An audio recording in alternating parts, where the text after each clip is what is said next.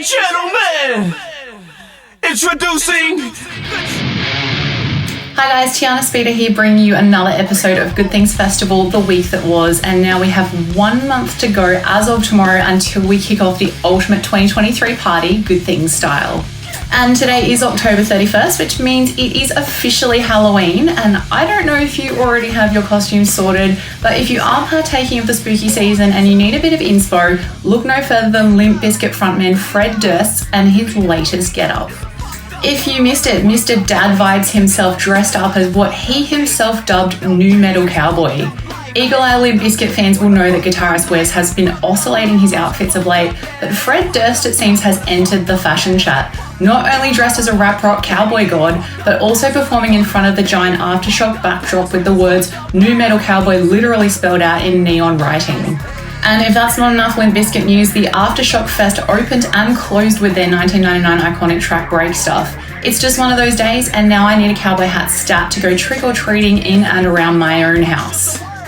For our Good Things Limp Bizkit sideshows, Auckland and Brisbane are now officially both sold out, with Sydney and Melbourne also selling fast. Don't miss out on these shows, they're guaranteed to bring all the Limp Bizkit goodness we know and love, and who knows, maybe Fred will have a whole new look to debut while he's down under. And it is more good news this week for our Good Things Festival headliners Fall Out Boy. Last week their earworm single Centuries officially hit 1 billion streams on Spotify. And what better way to celebrate? Pete Wentz took to Instagram to eat an MRE chicken burrito package from 10 years ago with the Spotify billion streams tile underneath because, as Pete said, that's when the song came out. But take my word for it, if you haven't seen it, it does not look delicious.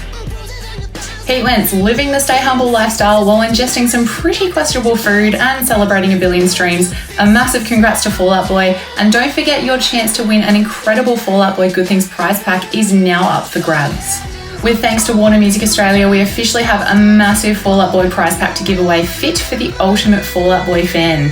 And good news, there's also a runner-up prize for each Good Things Festival state up for grabs alongside the monster main pack. Head on over to goodthingsfestival.com.au to get in the running. Entries for this one will close on November 19. Last week I had the pleasure of announcing our first round of the Good Things Festival Battle of the Band comp, with the first heats officially heating up this week. And today it is my pleasure to announce which bands will be competing in Heat 2 in Melbourne, Brisbane and Sydney next week. And those bands are... First up in Melbourne, battling it out to get on stage at Flemington Racecourse, it'll be Orphix, Vending Machine Repairman and Shotgun Mistress. In Brisbane for Heat 2, it will be a battle against Wild Ash, Rare Words and Dissect. And for Sydney's second heat, it will feature Deprivation, Brooklyn Comic and Singe. The second round of heats will take place in Melbourne at Staygold on Tuesday the 7th of November, Brisbane's will be at the Brightside on Wednesday the 8th of November, and Sydney's round 2 will throw down officially on Sunday the 12th of November. As for voting will be 50% weighted by crowd voting and 50% by a judging panel. To vote, if you are attending, you will receive 1 token upon entry, with additional tokens available for every drink purchased at the bar. Simply place your token or tokens in the bucket of your choice, representing each artist at the end of the last set.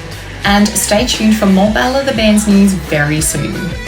On to one of our current feature artists and beloved American rockers, Taking Back Sunday have officially released their brand new album 152. Named for a sentimental stretch of road in North Carolina that the band would travel to and from shows in their youth, it's also their first new album since 2016's Tidal Wave, and there is definitely a lot to love with these 10 new tracks.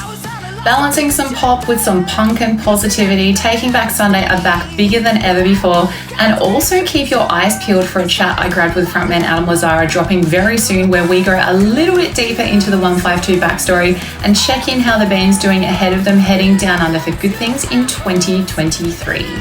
Taking Back Sunday will of course be appearing at Melbourne, Sydney and Brisbane for Good Things Festival, and you can also catch a bit of extra Taking Back Sunday magic with the band locked and loaded for 3 extra special sideshows.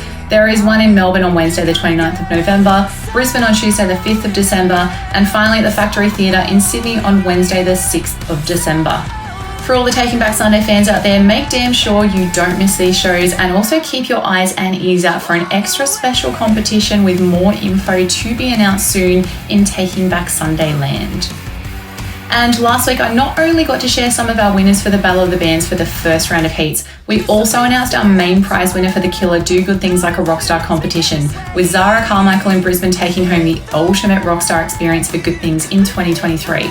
But I'm pleased to report there are still a few more winners to announce today for some of our bonus runner-up prizes, and today it is our final round of winners for the daily prizes. So here we go, a big congratulations to Alexandra Hannah in Melbourne, you've won yourself a signed poster. Jenny Hope in Sydney has scored a food and beverage voucher. We also have 4 merch pack winners, Alicia Yates in Brisbane, Brooke Ware in Melbourne, Nikki Walling in Sydney and Belinda Henderson in Brisbane. Winning a hoodie, we have Andrew Ull in Sydney and Mike Larkham in Brisbane. Taking home a t-shirt will be David Warwick in Sydney and Josh Ganderton in Brisbane. And the proud new owners of a stubby holder, it's Jacqueline Brayshaw in Sydney, Sable Jacobson in Melbourne and Kelly Mangan in Brisbane. Thank you to everyone who played along with our Rockstar prizes. We had over 50,000 entries from 15,000 people, so the competition was fierce. A big congratulations to all of our winners. And another band who will arrive armed with a brand new album this December is none other than prolific genre blurrers Magnolia Park, who, just in time for the spooky season today, have dropped their Halloween mixtape Volume 2, which dropped late last week via Epitaph Records. A follow-up to their 2022 album Baku's Revenge and a spiritual follow-up to 2021's Halloween mixtape, this is a sonic kaleidoscope you won't want to miss. And lastly, before we wrap up this week's episode, keep it under your hat, but Good Things HQ have passed on some breaking news that Mr. Corey Taylor has agreed to do a meet and greet competition for Good Things Festival. But this won't just be any ordinary meet and greet, this will be one for the ages, so keep an eye out, there are more details soon to come for this one. Stay tuned. And that brings us to the end of another episode of the week that was for Good Things Festival. Thank you for joining me, and the countdown is on for December 1st, 2nd and 3rd. As of tomorrow, it is only a month to go. In the meantime, I'm off to buy a cowboy hat to dress as Fred Durst for Halloween. Happy trick-or-treating, fellow Good Things fans, and I'll catch you next time on The Week That Was. Calling out of work, it's a pointless life. Yes,